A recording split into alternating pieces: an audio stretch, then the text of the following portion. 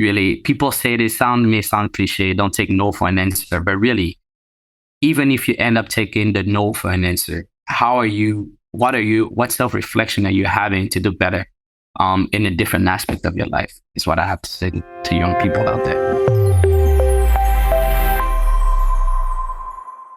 Welcome back to another installment of the Next Gen Case Study Series. On today's episode, we have Kevin Bayiha, who is the Director of Sales and Business Development at Artelys, where he leads efforts to expand the company's client base and partnerships in the energy, transportation, and logistics sectors.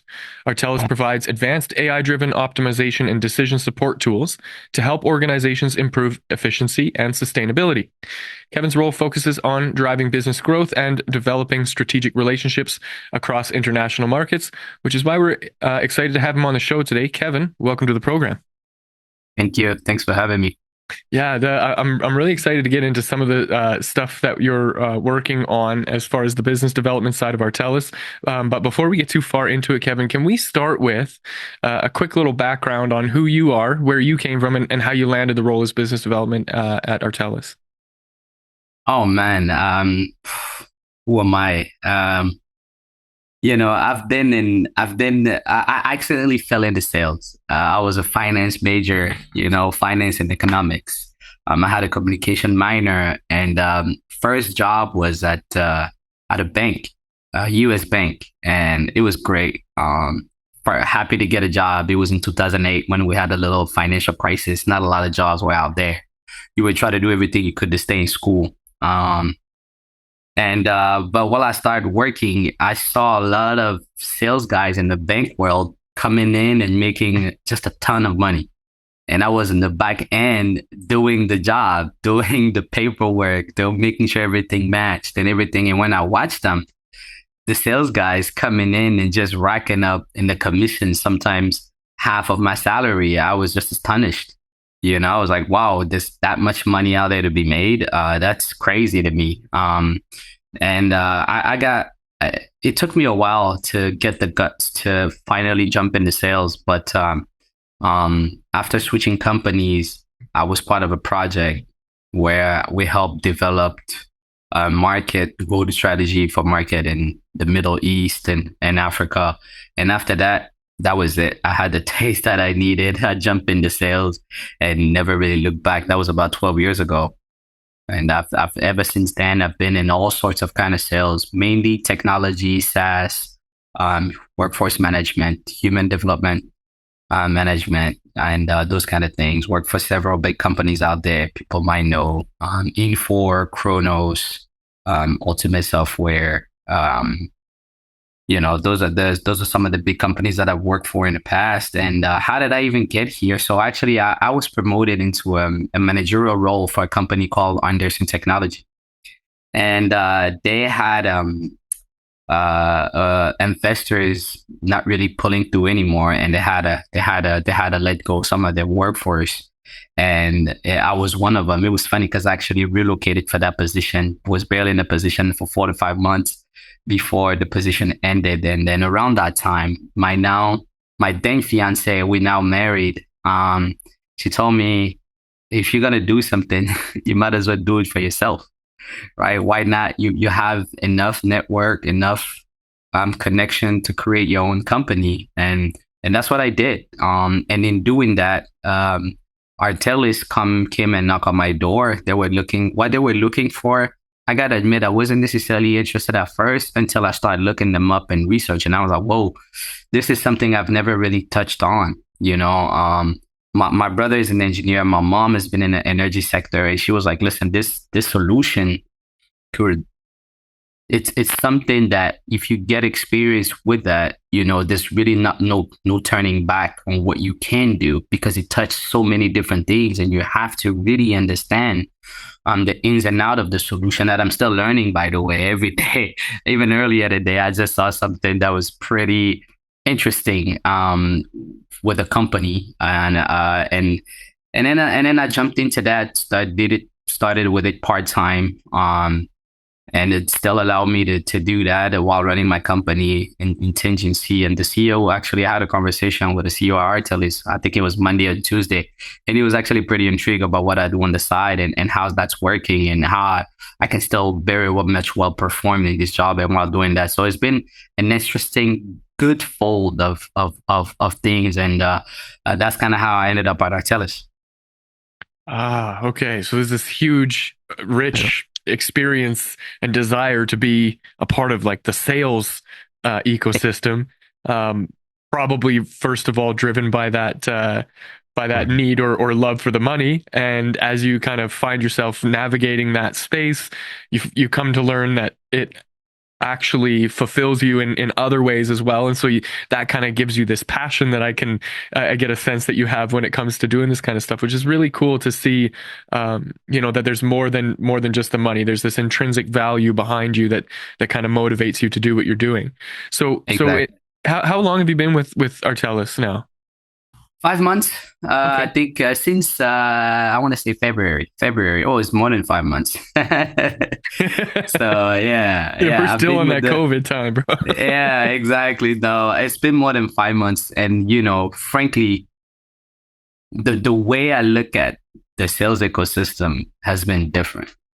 Mm, Not. I used to believe that direct sales to try to get something or try to get a contract was the best approach.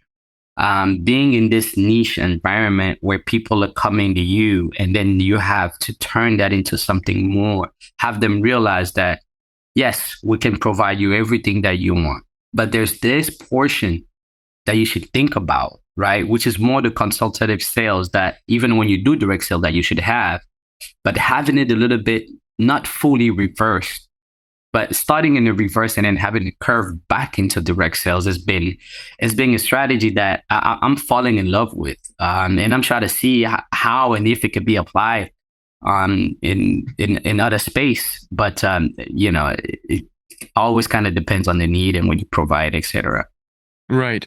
So can you talk to how much or sorry, the way that your role has evolved at Artelys, and right, like kind of from that beginning stages of like, okay, we need to have a systemized approach to sales, but then you start experimenting, exploring, and find out that there's what I think you were alluding to. There's some other opportunities here for the way the business can connect with its clients. What did that look like for you? Um, is when I was interviewing for the job, I remember telling Arno, our CEO, well, I don't think our approach is hard enough. I think I'll be able to do more than what you're describing. And our goals, I just didn't think they were aggressive enough. And there's a cultural difference. Being from France, me being here in the US. Although I understand French very well, I grew up in a francophone country. I'm originally from Cameroon, and I spent some years in France in high school, where I did some high school before moving to the US. So I'm very familiar with how people think about business in France or francophone countries in general, as opposed to the US. So when I first started, it was my first time being in an environment, in a sales environment, where everybody's very laid back. There's nobody really pushing you on your goals or the expectations. Everybody knows it, but here in America, when it comes to sales, there's that pushing and never stops. Where right, it's always a question. Well, what have you done for me lately? Not what you did last month, right? Mm, So not having that was a little bit unorthodox for me, but I understand why now, because we're in a place where, and this is where the role has evolved. I started really in a more of account management, trying to understand who we had, why the customer were behaving a certain way, and where can we push? What are we not doing right now that could help us get systematic renewals, adding more to what they already have? That was non-existent prior to me being here. The person who was handling the accounts in the US prior was more just systematic renewal without having conversations. And so that's one of the things that we've tried to change a little bit, where we're like, before we renew anything over a certain amount of dollars, we have to have a conversation, check in and see how they do. identified a couple of things that we see they could use, and then having the conversation, then setting up that meeting, having that conversation before the renewal. That alone has increased our sales revenue by over 15%, right? And our team is what we have. We still have 3 months to go to the year. I've basically reached the annual goal, right?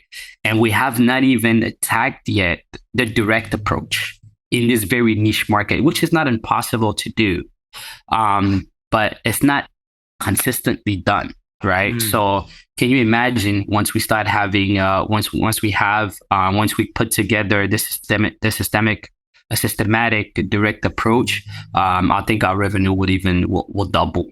I really believe that once we have something where somebody's consistently looking to prospect and bring customers in and ask for, even the simple thing is asking for reference, because in this industry, everybody knows each other. You go to conferences, everybody knows each other. And it's just a matter of, oh, which new client have you had that's intriguing? That's not part of the typical pack that comes and get this kind of solution. So that's kind of how the role has evolved. My involvement has changed. And the CEO could see that as well. And he's very on board with exploring this American market that we have. That's really great.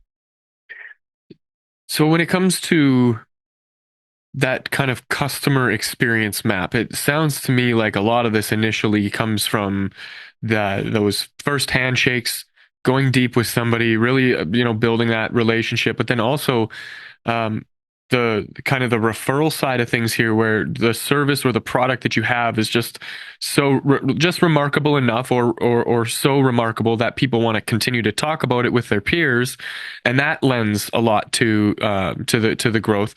How are you kind of managing or systemizing that approach to the way that you are more intentionally creating that customer experience map, where you're kind of putting people on a path intentionally from that point where they do discover who you are and what you're up to, hey, here, there's a deal that we need to have? What does that kind of map look like for you guys? So that's a very good question, Devin. And that map is in production. We actually have a conference coming up here in Seattle with Informs, where we're going to put that to the test, right? Our goal has been putting that into play. So how do somebody recognized us, we got to know them, they don't have us at the moment, how do we get them to be with us, right? I've tested some things out on my own. I've never been one to ask for my team to do something that I haven't done myself, right? So I've had some small success doing that. Now I want to test it out on a bigger scale. I'm trying to involve some additional people in it and see where we go from there. I could give you some feedback on how that goes in Seattle, but this is the kind of product that it won't take. I've been in sales cycle that's been 3 months, 6 months to sell. To me, anything that takes that long to get a commitment, the product has to be reviewed, right? So this is the kind of conversation when once we have this conference in Seattle that with the prospect that we identify, I'm expecting a month turnaround to get a commitment, right? That's my expectation, and that's the kind of product that once people understand the mathematics behind how this can help save time, compute faster, and help the product being more.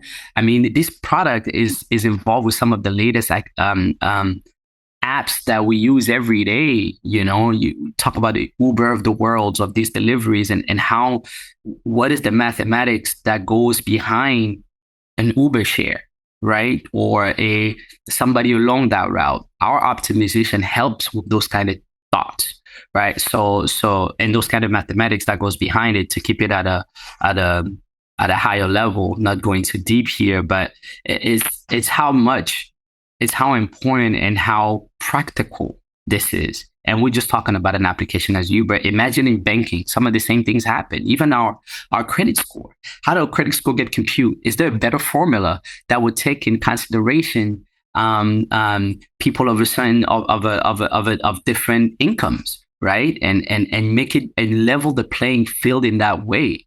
right? That's the kind of things that this application is able to do. This licensing, this is able to do, and for the first time, I think in my sales career, I'm looking at a product. Wow, okay, we can actually help people make truly better decisions to simplify our lives, your life, the next person's life, right? I mean, who wouldn't love to? So, I don't know if you ever been in an Uber and you only go in like, let's say 10 blocks, but it's going a little different. And then the price doesn't really change that much. I know I've been in that situation. That's frustrating. You're like, well, if I would have taken a direct approach or Uber direct, maybe that would have been cheaper. We don't even think about that sometimes because Uber gives us suggestion, oh, direct is this way, this much. But once you put in the address and then you figured out there's a bunch of different routes, well, why should the application make that decision directly? Could I have an input in there? Right. So that's the kind of things that we work with, and it's been great. But as far as trying to not trying to forget your question about the different approach that we've had, I'm about to test that one with a direct approach on once after this conference we have in Seattle with Informs. Yeah, that's really exciting to be able to take some of these higher level ideas and then just bring them to life and like really see whether or not, it holds water, right? Like if you can build something and it floats, then now you have something that you can continue to run with. And I think that that's really powerful, especially at the level of business development. But when it comes to, I guess, some of the kind of key revenue milestones here, just kind of ballpark, where are you headed, and what are some of the big goals that you're aiming at now? Can you be more specific in your question? When you say revenue, are you talking about what do you mean? So just to give us a sense of the size of and scope of the work that you're doing in the business, but then also like practically, how does that fit into what somebody else might be doing? So let's say, for example, if your company was at 6 figures trying to move to 7 figures, there's a lot of different challenges there versus if you're going from 7 to 8, that's a whole different ball game. There's a whole different slew of challenges. So I was just seeing if there was a way that we can kind of quantify that so that we have a good idea of the compass of where you guys are headed. I mean, right now, our as a department, our goal is to bring in something in the 6 figures, like something like $500,000, and I think we could easily look at the yearly of 2 million. That's where I want to take us, and I don't want I don't want us to get there in 5 years. I really think within the next 2 we can get there. So that's the kind of things that we're trying to put in place. The CEO has been great, understanding that vision. Giving me a lot of freedom how to get there, allowing me to put a lot of input, really trusting my experience, where I'm coming from, my background, and then understanding both places, understanding them where they are, why things are the way they are, and what we could actually do. And it's been great to have somebody like that back us up. It's been great to be part of putting something like that again on the map, building something like that almost basically from the ground up. I was tasked with doing that at Anderson Technology. We started great. Unfortunately, that didn't go the way it could have gone, but we have an opportunity to do it here with Artelys, and also, simultaneously do it with Sales Solution, which is the company that I created in April. And I think those two, basically, I mean, with Sales Edge, we're starting from 0, going up, and there, we started at 5, where we could be at 2 million easily. Yeah, that's really exciting to be aiming at such an ambitious goal. What sort of challenges or hurdles do you foresee yourself encountering along the way to kind of reach that goal? What are some of the big hurdles in the way? Man, some of the biggest hurdles that we have right now is just trying to automate our internal process. There's still a lot of things that we do manually. It's always been done like that. So it's really balancing what do we invest in and what will be the return, right? And it's really putting that on paper and justifying the cost of having a better or different CRM solution. That alone, I think will save us a lot of time.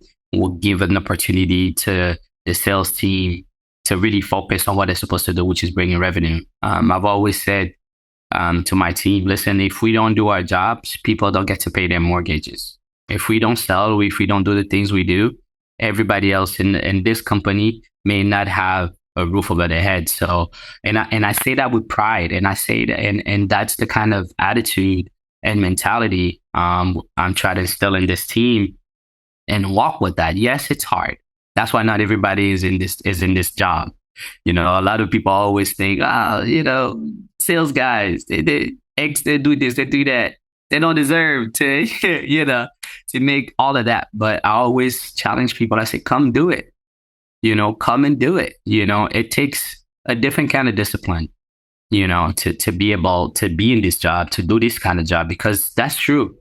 Nothing guarantees that you will sell tomorrow except your belief in yourself, your work ethic, and your law of average. At some point or another, your law of average kicks in, right? No matter what you do, right? I mean, Michael Jordan took 1,000 shots, he missed them, but we only remember the ones that he made, right?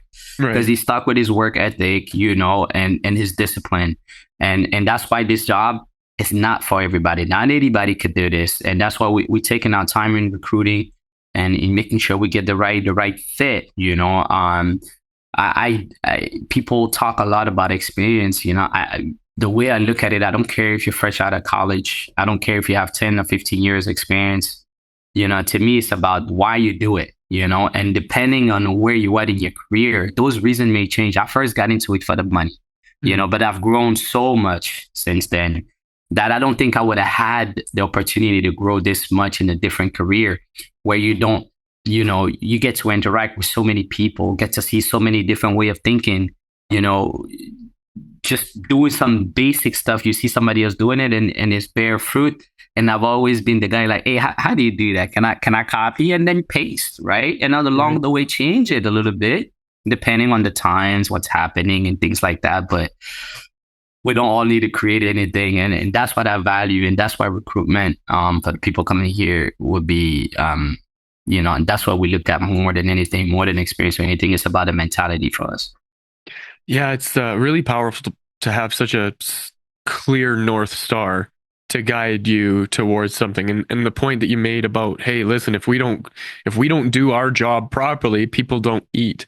And yeah, we might chew up and spit out sales guys all day long. And that's the grueling pressure and a garbage that a guy has to put up with to achieve some level of success. And then to your point, law of averages does eventually kick in, but some of this stuff is like skills and things that you need to practice and develop, and they don't stop at the office door. I've found that a lot of the things that I've learned in sales have helped me in my relationships with my friends and my family and my wife and my kid and whatever else. And so there's more to it than, like you said, just it starts out with like, hey, listen, I need to pay the bills. I need something. And it looks like that'll do it. So you charge headfirst into it, and then you find out like, oh, wow, there's meaning behind the work that I'm doing. So I'm so curious always to see, what that path looks like for people. And so as you kind of, trek through all of this, there's a big challenge ahead of you, and there's a lot of moving parts. And as you said, that standardization, right? Trying to create a system out of something where there's automations and tools and things that you can leverage to make everybody's life a little bit easier. Along the way, how do you know that what you're doing is having an impact? In other words, how are you measuring the success of your efforts? So, I always try to get customer feedbacks on what they currently have with us, right? But ultimately, for leadership and decision makers, it's about the dollar amount. Have we increased compared to where we were last year? What's the increase year-to-year average, right? What's the percentage of that increase? Ultimately, that's what it comes down to. But you never want to do it at the cost of the quality of what you do, right? Very proud to say that we barely lose customers here. Barely. And if that happens, it's because for the schools, for the universities, for example, maybe they didn't get their grant this year. That's the kind of reasons why we will lose a customer. But once we've gotten a customer don't get dissatisfied or want to try another product similar. And And, or even if a new decision maker comes in, he tests it, he looks at it, he keeps it. Whereas in every other industry I've been in, you lose customer because a new decision maker comes in, he used something else before. He looks at what we have. Well, I want to go back to what I had before. This doesn't happen here. Even though I've only been here since February, I have not seen that. Right. So every time that we've lost a customer, it's really been because funds has been cut off. So that's a really base start that we have. Right. So how does that get measured? I very much value customer feedback. Why do you use us? How do you use us? What do you do? So that our engineers and our sales can get our heads together and see, can we make their experience better? Right? No contract is fully the same. Right? We have a base price for the things that we offer in general, but we customize and personalize so much of what we do because the needs are different. 2 universities, we have multiple people using our license. We have multiple people at the same university using our license for different things, right? So they can't really fully get the same kind of contract, right? But understanding that enough of, okay, we don't even track how many different kind of contracts we have. So if we can start to try to understanding that, okay, maybe we have 10 universities and multiple users in the universities, but are those usage the same across different universities, right? Is there a similarity where we can start globing some people together? Then we know who to target, right? In other universities, and then grow that way, right? Because yes, people that come to us do know us, but it doesn't mean that the people that don't come may not need us, right? All these universities and the way they use it in their program, sometimes it's the same thing. And if we tell one university, hey, listen, avoiding the name drop here, but do you know Harvard used this for this? This professor used it for that. Do you know Yale professor used it for this? Right? Do you know Stanford professor used it for this? And then now you call the University of Chicago, you talk to a professor in a similar role, like, hey, this is what they're doing here. Are you interested in that? That alone, and I'm just stating academics, I'm not even talking about commercial ones, but that alone can be very powerful, right? And a lot of multiple little sales is important to the survival of any sales organization. And of course, along the way, we'll get a big whale, we'll get a big fish or something like that. But that alone, that can give us a sense of what we need to do to understand who we need to target. Right. There's this consistent driving force that kind of keeps the momentum going so long as you keep your eyes on the prize and keep pursuit of that thing, which I think is really powerful. Kevin, this has been wonderful. We're kind of coming to a close of our time together here. So to wrap up the conversation, I'd love to give you the final word here. If there was somebody who's out there who's trying to create something for themselves, facing some challenges, what sort of advice would you offer that person? Man, when the time is right to do something, you can't stand there and question yourself. I've had thoughts of creating my own company for a while, but and make sure you're surrounded by people that understand that people that you feel are at a higher level than where you are, people that you feel are at a lower level or maybe where you've been. Surrounding yourself with different facets of people will help you make the best decision to jump into something you need to do. That's what happened to me when I created my company. And it happened so fast because it's thoughts that I've had, just never had the courage to jump in. During my wedding, I just got married in August in Morocco, and my brother was telling me, he was looking at me, he's like, little bro, listen, I'm so proud of you. I said, man, thanks, man. He's like, no, I'm not talking about your wedding. I'm talking about the risk that you took in creating your own company and going into that adventure. It takes guts. I'm somebody, I was used to a 6+ figure salary, right? And going from that to nothing and having to build that back up, only experience in sales can, you have experience in sales, you think you have what it takes, but do you really? And then there's nobody better to bet on than yourself, right? Because that if you fail, you can look at your mirror, Did I really give my best? You know, so if you can look at yourself being okay not giving your best, then you know what kind of person you are. If you're not okay not giving your best, the same thing would apply. You know what kind of person you are, and you know what you need to do. Because sales is like you mentioned earlier, it's a way of life. It's not just a job. It's like you said, it affects so many different parts of our life. It affects our positivity. It's easy to get down. When you do something, when you hear no all the time, how you get back up. Once you start getting in the habit to get back up, in the outside world, you go out there, you get a no for something. It doesn't affect you the same way anymore. So I encourage people to, even if they don't end up in sales, take a sales course, take a coaching course about those kind of things, not saying no, having that adversity. That's the one thing I have. That's the word that I have for young people out there who are trying to do their own thing.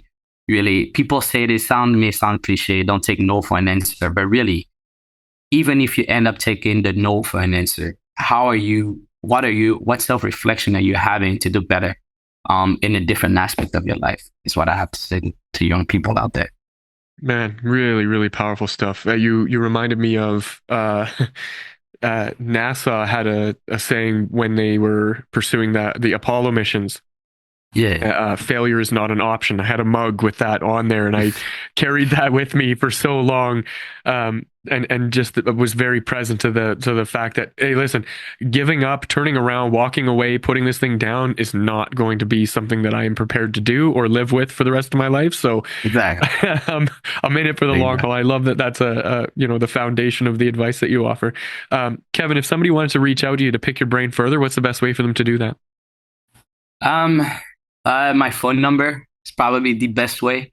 I don't know how you guys did that when you reached out to me. I got a text message somehow, and I checked that before I went and checked my email. Right. But